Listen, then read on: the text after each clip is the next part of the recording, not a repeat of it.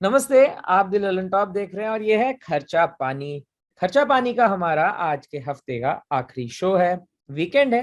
Weekend पे आज जो हम चर्चा करेंगे उसमें कुछ इम्पोर्टेंट खबरें हैं। वैसे इस पूरे हफ्ते खबरों का बाजार गर्म रहा है, काफी तरह तरह की खबरें आई हैं। आज जो हम पहली खबर पर चर्चा करेंगे वो है amazon। amazon एक टेक जाइंट है, लेकिन अब आप इसके जरिए डिपॉजिट्स भी कर सकते हैं, यानी कि फिक्स डिपॉजिट्स 60 महीने यानी कि 5 साल के अंतराल तक के डिपॉजिट्स कर सकते हैं। पहली खबर तो ये है। दूसरी खबर है securities and exchange board of India यानी कि सेबी के एक फैसले से जुड़ी ट्रेडिंग सेटलमेंट साइकिल को छोटा कर दिया गया, शॉर्ट कर दिया गया है। तीसरी खबर है आरबीआई के एक फैसले से जुड़ी। आरबीआई ने यूको बैंक को प्रॉम्प्ट करेक्टिव एक्शन फ्रेमवर्क से बाहर निकाल दिया है और ये यूको बैंक उन बैंकों में शामिल है जिसको सरकार प्राइवेटाइज करने की बात कह रही थी। चलते चलते में हम बात करेंगे सरकार के एक बयान के ऊपर, यानी कि पीयूष गोयल ने फ्री ट्रेड अग्रीमेंट के ऊपर एक बयान दिया है। उन्होंने कहा है कोई भी फ्री ट्रेड अग्रीमेंट हड़बड़ी में ना किया जाए, इसके दूसरे परिणाम हो सकते हैं। हमारे साथ शो में हमेशा की तरह अंशुमान जी हैं। मैं प्रशांत हूँ। चलिए शुरू करते हैं। अंशुमान जी, पहली खबर के साथ amazon से जुड़ी।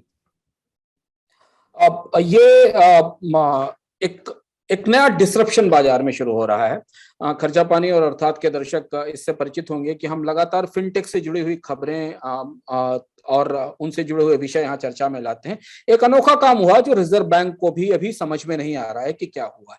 भारत में टेक्नोलॉजी जाइंट और फिनटेक कंपनियां एक साथ मिलकर लोगों को डिपॉजिट बेच रही हैं, जमा कलेक्ट कर रही हैं।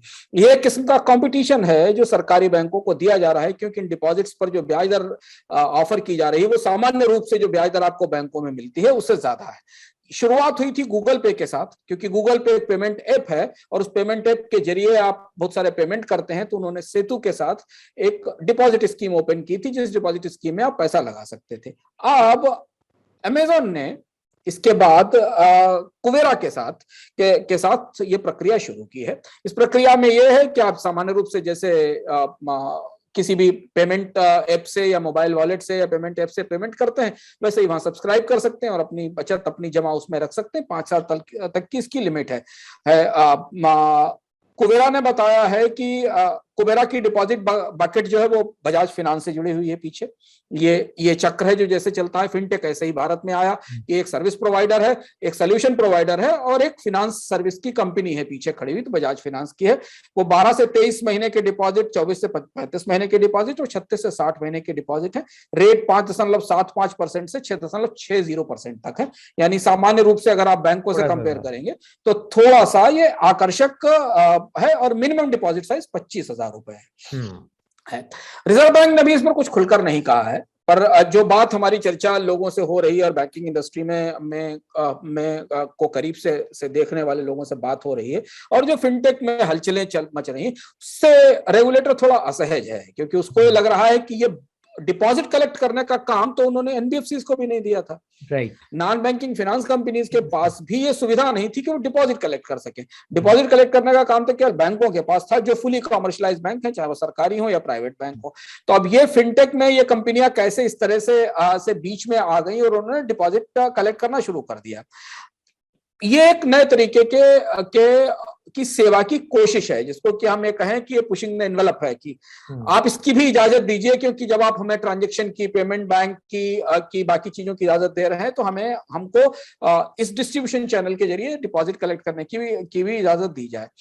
अब अभी आरबीआई ने बिग टेक फर्म्स को इस मामले में कुछ कहा नहीं है, लेकिन जिस तरह से ये प्रक्रिया आगे बढ़ रही है प्रशांत, हमें लगता है कि अगले 15-20 दिन के अंदर रिजर्व बैंक की तरफ से इस मामले में कोई ना कोई रेगुलेशन आने की संभावना दिखाई देती है। लेकिन क्योंकि गूगल पे ने कर दिया है, अमेजोन ने कर दिया है, तो पेटीएम, मोबीक्विक और बाकी जो विंडोज हैं जो ये सर्विस प्रोवाइड करती है, वो भी किसी फाइनेंस कंपनी और फिनटेक कंपनी के साथ आगे आएंगी। मतलब कोई भी यूपीआई प्लेटफॉर्म, जैसे अमेजोन भी यूपीआई प्लेटफॉर्म बन गया था अमेजोन पे के नाम से, तो कोई भी कर सकता है। आप ये कहना चाहते हैं सर? एक जाहिर सा सवाल इसमें ये भी बनता है कि पिछले दिनों जब बैंक्स के इंटरेस्ट रेट्स काफी कम हुए थे तो लोगों का जो झुकाव है तो लिक्विड फंड्स की तरफ बढ़ा था, म्यूचुअल फंड्स की तरफ बढ़ा था।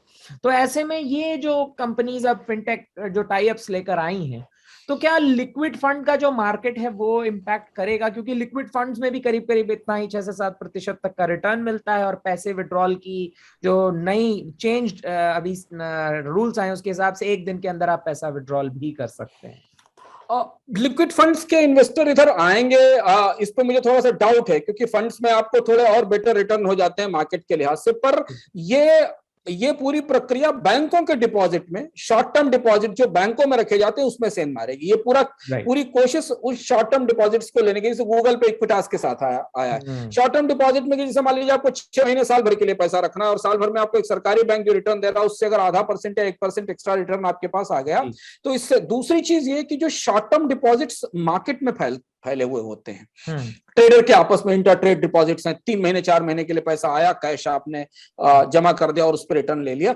ये पूरी कोशिश उन्हें फोकस करने की है, जहां सरकारी बैंकों के लिए वो थोड़ा बड़ा काम हो जाता है, नीचे वो उनको नहीं देखते हैं।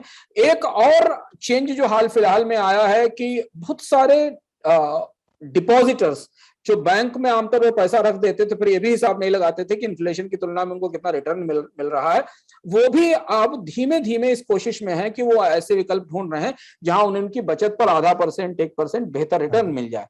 अब यहाँ रिजर्व बैंक के सामने प्रशांत दुविधा है, वो इस बाजार को ग्रो कराना चाहेगी तो वो यहाँ रेगुलेशन लाएगी, ट्रांसपेरेंसी लाएगी, और ये देखेगी कि ये कंपनियां जो रिटर्न कमिट कर रही हैं वो ये दे पाएंगी कि नहीं दे पाएंगी, और अगर इसे वो क्लोज करना चाहेगी तो इन कंपनियों को डिपॉजिट्स लेने से रोक देगी। पर रेट्स काफी कॉम्पिटिटिव है, मतलब रेट्स के लेवल पर हम ये नहीं कह सकते कि वो ऐसे रेट्स ऑफर कर रहे हैं जो रेट्स मैच नहीं किए जा सकते। जैसे कि मैंने जो ये रेट देखा, मैक्सिमम रेट 6% से ऊपर, 6.5% से 7% के आसपास है।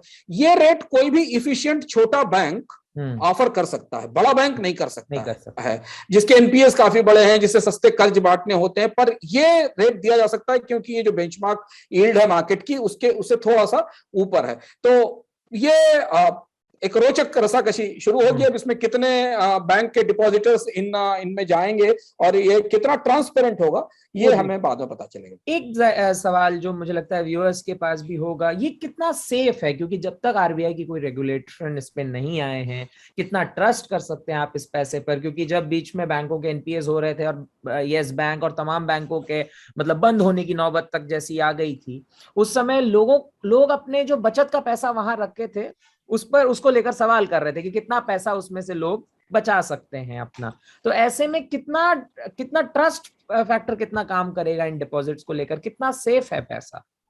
कि इसमें प्रशांत, ये ट्रस्ट फैक्टर हमेशा रेगुलेशन से आता है। विश्वास तो आप तब करते हैं जब इसके साथ रेगुलेशन हो।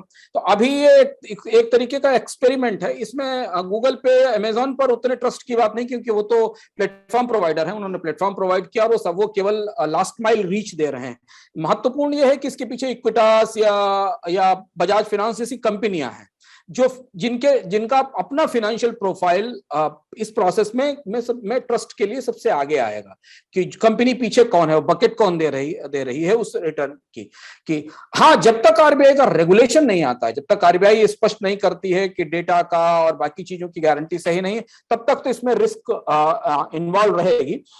लेकिन मैं इंटरेस्ट रेट के हिसाब से फिर कहता हूं कि इंटरेस्ट रेट के हिसाब से कंपनियों ने नपातुला रास्ता निकाला है। अच्छा, अब इधर क्या हुआ है प्रशांत कि आरबीआई ने बहुत सारे सर्विसेज को प्राइवेट सेक्टर को देना शुरू किया है बैंकों से। बैंकों को इस बात के लिए फोर्स किया गया, सरकारी बैंकों को, कि वो एक ओपन सोर्स प्लेटफॉर्म पे चले जाएं, अपनी सर्विसेज वो फिनटेक कंपनियों के जरिए बेचना शुरू करें। आप इंश्योरेंस भी बेच सकते हैं, आप लोन भी बेच सकते हैं। तो एक नए किस्म की नियो बैंकिंग, इस पर हम लोग अर्थात में एक बार चर्चा कर चुके हैं पूरी, नियो बैंकिंग इमर्ज कर रही है, जिसमें यूपीआई है, जिसमें मोबाइल वॉलेट है, जिसमें ऑनलाइन पेमेंट्स हैं, जिसमें कार्ड स्वाइप्स हैं और जिसमें अब ऑनलाइन डिपॉजिट्स हैं। तो ये वो जो नियो बैंकिंग है उसका हिस्सा है।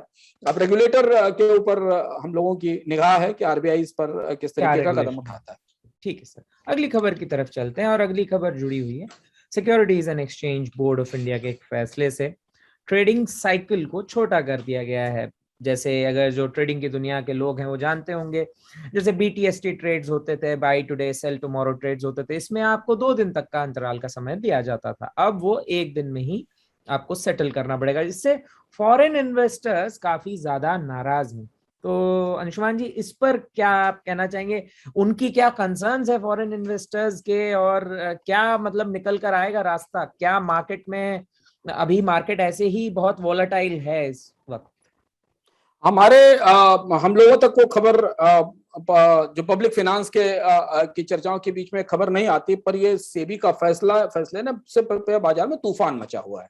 तूफान इसलिए क्योंकि देश में जो बड़े एफपीआई हैं उन्होंने बाकायदा चिट्ठी लिखी है सेबी चेयरमैन को और उनसे कहा है कि ये जो T2 सेटलमेंट की जगह हम T1 सेटलमेंट की तरफ जा रहे हैं। पहले हम इन शब्दों को समझ लें। T2 का मतलब है आज आपने शेयर खरीदा, 2 दिन के भीतर उसका 2 दिन बाद उसका सेटलमेंट होना, यानी वो सौदा बराबर करना है आपको, तो शेयर वापस करना है या पैसा जमा करना है। और T1 सेटलमेंट का मतलब है कि उसी दिन ये सौदा सेटल हो सकता है शेयर या रुपए के लेन देन के जरिए।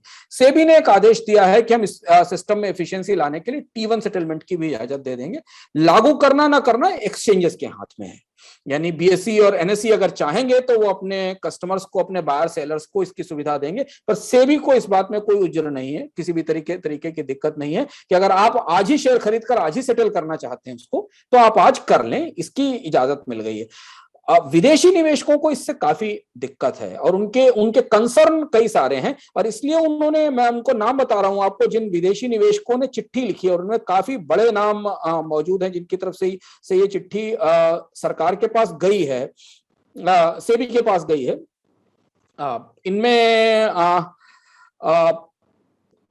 इनमें ब्लैक रॉक है, इसमें ब्लैक स्टोन है, इसमें एमुदी है, इसमें अबरडीन है, इसमें बीएनपी पारिबा है, फिडेलिटी है, गोल्डमैन सैक्स है, जेपी मॉर्गन है, मोर्गन स्टैनले है, नोमुरा है और टी रो प्राइस। इंडिया में जितने भी बड़े एफआईआईज हैं, जितने बड़े एफपीआई हैं, उनका कहना यह है कि ये उनके ऊपर अनावश्यक रूप से दबाव बनाएगा कि वो उसी दिन फॉरेक्स का पेमेंट करें, उसी दिन अपनी बुक क्लियर करें और उसी दिन वो बाजार में अपने सौदे को डील करें। मान लीजिए बॉम्बे स्टॉक एक्सचेंज या एनएसई ये डिसाइड कर लेता है कि हम T1 सेटलमेंट अलाउ करेंगे और बायर जो सेलर है वो चाहता कि हम सेटल करना करें, तो इन एफपीआई को उसका सेटलमेंट करना पड़ेगा। जब T2 आया था तो एफपीआई ने उसकी बहुत तारीफ की थी, 2 दिन के सेटलमेंट के प्रोसेस की, और उससे बाजार में वॉल्यूम भी काफी बढ़ा था, लोगों को सुविधा भी हुई थी। लेकिन अब उसे और छोटा करने पर इनको आपत्ति हो रही है, बल्कि खबर यहां तक बताती है कि जो बहुत सारे एफपीआई हैं वो बड़े इंडेक्स से, एमएससीआई और एफटीएससी रसल से भी बात कर रहे हैं कि वो इस मामले में उनकी मदद करें कि भारत का सेटलमेंट, स्टॉक मार्केट का सेटलमेंट कम से कम 2 दिन का बना रहे। अब सेबी को चिट्ठी गई है, सेबी इस पर क्या जवाब देगा या वो इसको कुछ थोड़े समय के लिए टाल देगा, ये तो हमें ये कहना अभी मुश्किल है। लेकिन इंटरनेशनल स्टैंडर्ड के हिसाब से दोनों मॉडल दुनिया में चलते हैं। ठीक है प्रशांत, जैसे दोनों मॉडल के हिसाब से चाइना में T0 T1 है, अमेरिका में T2 का मॉडल चलता है और ताइवान में T1 और कुछ हद तक T2 दोनों मॉडल चलाए जाते हैं। ठीक है सर, तो फिलहाल इस खबर से आगे बढ़ते हुए हम अगली खबर पर चलते हैं और वो खबर जुड़ी है रिजर्व बैंक ऑफ इंडिया के एक फैसले से। रिजर्व बैंक ऑफ इंडिया ने यूको बैंक को प्रॉम्प्ट करेक्टिव एक्शन फ्रेमवर्क से बाहर निकाल दिया है। ये फ्रेमवर्क दरअसल जो छोटी बैंकें हैं, जो बैंकें जूझ रही हैं, जिनका टर्नओवर कम है, उससे बाहर निकालने के लिए फ्रेमवर्क में रखा जाता है। मई 2017 में पहली बार यूको बैंक को इस फ्रेमवर्क के अंदर डाला गया था। अब इसे निकाल दिया गया है। ये भी बताते चलूं कि यूको बैंक उन बैंकों के लिस्ट में शुमार है जिसको सरकार प्राइवेटाइज करने के बारे में सोच रही थी और इसके बारे में सरकार ने बोला भी था। तो सर पहला सवाल तो आपसे यही है कि ये प्रॉम्प्ट करेक्टिव एक्शन फ्रेमवर्क क्या है और यूको बैंक में कुछ सुधार आई है जिसकी वजह से आरबीआई ने निकाला है, और क्या ये भी दिखाता है कि अब इसके प्राइवेटाइजेशन की जो बात पिछले दिनों चली थी वो उसमें कुछ तेजी देखी जा सकती है? चीजें आपस में जुड़ी हुई हैं। प्राइवेटाइजेशन की तैयारी के साथ ये फैसला भी जुड़ा हुआ है। पहले हम प्रॉम्प्ट करेक्टिव एक्शन को समझें। ये एक किस्म का नियम है जो उन बैंकों की जिनके एनपीए एक निर्धारित लेवल से ऊपर चले जाते हैं, उन्हें बाद में नया कारोबार करने पर रोक लगा दी जाती है। और जिन चीजों पर रोक लगाई जाती है उसमें वो डिविडेंड पे नहीं करते हैं सरकार को, क्योंकि सरकार के बैंक हैं, ब्रांचेस का एक्सपेंशन नहीं करते हैं, नई ब्रांचेस नहीं खोल पाते हैं, लेंडिंग भी कुछ मामलों में रोकने की इजाजत दी जाती है। कई मामलों में आप लेंडिंग में, जहां पे कि जो ये रेगुलेटर तैयारी बताता है कि कितनी लेंडिंग रोकी जाएगी कि नहीं रोकी जाएगी, लेकिन उसके ऑपरेशंस को काफी लिमिटेड कर दिया जाता है ताकि जिसको नुकसान हो रहा है, जो घाटा है, उसे भर दिया जाए। यूको बैंक 2017 में पीसीए फ्रेमवर्क में गया था और उसे निकलने में हमें लगभग मई 2017 में गया था, तो अगर आप मान लें तो उसको निकलने में करीब करीब 4 साल के आसपास का समय लगा है। यूको बैंक जब गया था तब इसकी वित्तीय स्थिति काफी गड़बड़ थी। पिछले दिनों में बैंक की परफॉर्मेंस इंप्रूव हुई है। इनके ग्रास जो बैड लोन थे, जो एनपीए था, जो फंसे हुए कर्ज थे, वो 1-2 साल पहले 25% के आसपास थे, वो घटकर 10% के आसपास आ गए हैं। एनपीए रेशियो जो है वो भी बेटर हुआ है। और यूको बैंक का कैपिटल एडिक्वेसी रेशियो, जिन आधार पर रिजर्व बैंक सेहत नापता है, वो पैमाने हैं, वो ये ब्लड टेस्ट हैं जिनके जरिए किसी बैंक की सेहत, उसका स्ट्रेस लेवल नापा जाता है। अब जो शुरुआती लिस्ट बनी थी निजीकरण की, शांत, उसमें यूको बैंक का नाम था, IDBI bank, bank of Maharashtra और पंजाब एंड सिंध बैंक के और सेंट्रल बैंक के साथ भी। अब अभी तो ये पीसीए में था, तो इसलिए इसको प्राइवेटाइजेशन के लिए आगे लाने की संभावना नहीं दिखाई दे रही थी। लेकिन जैसा आप सही समझ रहे हैं कि शायद अगर ये पीसीए से बाहर आ गया है तो सरकार इसे वापस प्राइवेटाइजेशन के लिए सामने लाने की तैयारी करेगी, या ऐसा लगता है। लेकिन फिलहाल पीसीए से बाहर निकलने से कम यूको बैंक के कामकाज को सामान्य करने में, उसके कस्टमर बेस को वापस बचाने में, उसे और अपनी सर्विसेज को एक्सपेंशन करने में यूको बैंक को सुविधा जरूर मिलेगी। अब बढ़ते हैं अगली खबर की तरफ, और अगला खबर हमारा अगला सेगमेंट है, यानी कि चलते चलते। वीकेंड में आखिरी बात हम चलते चलते में करेंगे फ्री ट्रेड एग्रीमेंट के ऊपर। दरअसल पीयूष गोयल ने फ्री ट्रेड एग्रीमेंट पर यह कहा है कि सरकार को किसी भी तरह की हड़बड़ी अभी नहीं करनी है। इसकी वजह उन्होंने ये बताई है कि फ्री ट्रेड एग्रीमेंट में सिर्फ एक्सपोर्ट ही नहीं इकलौता मसला है, इंपोर्ट भी उसमें जुड़ा हुआ कंपोनेंट है। तो इन दोनों चीजों को ध्यान में रखते हुए ही किसी भी तरह का फ्री ट्रेड एग्रीमेंट किया जा सकता है। सर इस पर बताएं, और इस पे जरा सा ये भी बताएं कि अफगानिस्तान में जो अभी कुछ उथल पुथल हुई है, और उससे ट्रेड, जो भारत का एक बहुत बड़ा एलिमेंट था, मतलब एशियाई देशों में अफगानिस्तान बहुत इंपॉर्टेंट जगह रखता है ट्रेड के हिसाब से भारत के लिए, तो वो पूरा मसला कैसे एक दूसरे से जुड़ा हुआ है और किस संदर्भ में ये उन्होंने कहा है? फ्री ट्रेड एग्रीमेंट को लेकर सरकार का नजरिया काफी कंजर्वेटिव है, शुरुआत से हमें पता है। और आरसेप में हम इतने साल बात करने के बाद सरकार ने अचानक फैसला लिया, और हम एशिया में जो सबसे बड़ी ग्रुपिंग बन रही थी, क्योंकि अमेरिका ने अपना फ्री ट्रेड डील रोक दिया था डोनाल्ड ट्रंप के लीडरशिप में, तो इसलिए जो सबसे बड़ी ग्रुपिंग बन रही थी, भारत उससे बाहर निकल आया था। तो पीयूष गोयल अभी उसी लहजे में, उसी तरीके से संकेत दे रहे हैं कि सरकार का वो सतर्क होकर चलना, ट्रेड डील्स पर आगे बढ़ने का रुख जारी रहेगा। लेकिन कम से कम 4 या 5 फ्री ट्रेड डिस्कशंस कंट्रीज और ग्रुप्स के साथ भारत के जारी हैं। यूनाइटेड किंगडम के साथ एक ट्रेड डील होने की संभावना है, जो कि पहले से लाइन में थी। अगर कोविड का बीच में नहीं आया होता तो शायद भारत थोड़ा सा आगे बढ़ गया होता। Australia, Canada, Bangladesh, European union और गल्फ कोऑपरेशन काउंसिल, जो गल्फ के कंट्रीज की खाड़ी देशों की एक काउंसिल है, उसके साथ ये डील होने की संभावना है। दुविधा यहां सरकार के भीतर ये है कि वो ये चाहते हैं कि खुलते हुए बाजार में, जब कोविड के बाद बाजार खुल रहा है, भारत के एक्सपोर्ट्स को थोड़ी बढ़ोतरी मिल रही है, तो उसे बढ़ाने के लिए नए बाजार हासिल किए जाएं। नए बाजार हासिल करने के लिए आपको नए समझौते करने पड़ेंगे, और नए समझौते में हमको एक लेन देन करना पड़ेगा। थोड़ा दरवाजा हम खोलेंगे, थोड़ा दरवाजा वो खोलेंगे, तब हम उन बाजारों में पहुंच सकते हैं। यही ट्रेड डील का बुनियादी शास्त्र है जिस पर दुनिया काम करती है। यहाँ 2 तरीके के प्रेशर्स हैं हमेशा, कि एक संरक्षणवादी और स्वदेशी दबाव है कि नहीं, फ्री ट्रेड डील्स या फ्री ट्रेड डील में नहीं जाना चाहिए, और वही तर्क देकर सरकार ने आरसेप से अपने आप को विड्रॉ किया था, अपने को बाहर किया था कि ये भारत के हितों के खिलाफ है। अभी ऐसा कोई स्पष्ट रोड मैप सरकार ने ट्रेड डील को लेकर हमारे सामने जारी नहीं किया, और आप आश्चर्य करेंगे कि इतने सालों में कोई ट्रेड डील हुई भी नहीं है। 2014 के बाद तक आज तक कोई भी फ्री ट्रेड एग्रीमेंट हुआ भी नहीं है। तो अभी तक सरकार ने किसी एफटीए को लेकर या फ्री ट्रेड डील को लेकर कोई रोड मैप नहीं बताया। लेकिन ऐसा लगता है कि सरकार के भीतर ये दुविधा कायम है कि हमें अपने दरवाजे उदारीकरण के लिए कितने खोलने चाहिए और कितने अभी बंद रखने चाहिए। हम वहीं खड़े हुए हैं। काफी लंबा समय बीत गया जब भारत ने कोई ट्रेड एग्रीमेंट नहीं किया, मल्टीलेटरल या बायलैटरल बड़ा एग्रीमेंट नहीं किया किसी बड़ी अर्थव्यवस्था के साथ, और उसका असर हमें भारत के निर्यात पर दिखता है, भारत के बाजारों की पहुंच पर दिखता है, क्योंकि WTO के जमाने से ट्रेड की दुनिया काफी बदल गई है। लेकिन सरकार अभी थोड़ा प्रोटेक्शनिस्ट जैसे नजरिए के साथ आगे बढ़ना चाहती है, ऐसा दिखाई दे रहा है। बहुत बहुत शुक्रिया सर। और ये था हमारा इस पूरे हफ्ते का आखिरी खर्चा पानी।